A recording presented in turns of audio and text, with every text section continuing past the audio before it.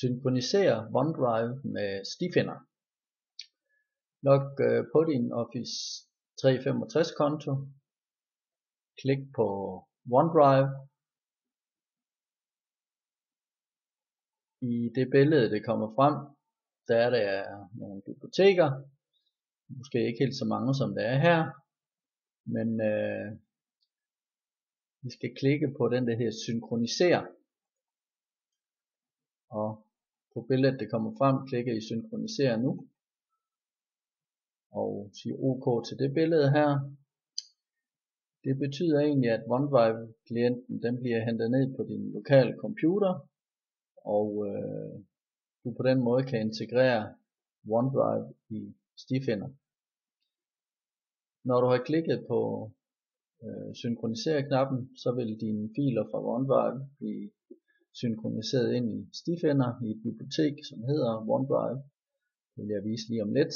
Det tager lidt tid, inden filerne er synkroniseret over.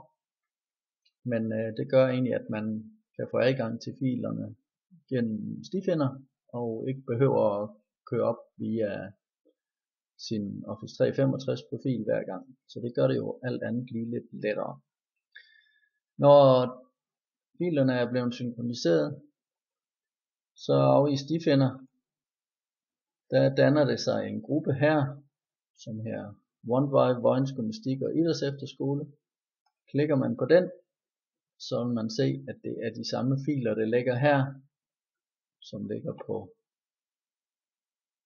Office 365 OneDrive området. Og man har direkte adgang til filerne inden fra stifinderdelen, og kan åbne dem i Word, Excel, PowerPoint med flere. Det er på den måde, at I integrerer OneDrive i stifinderen.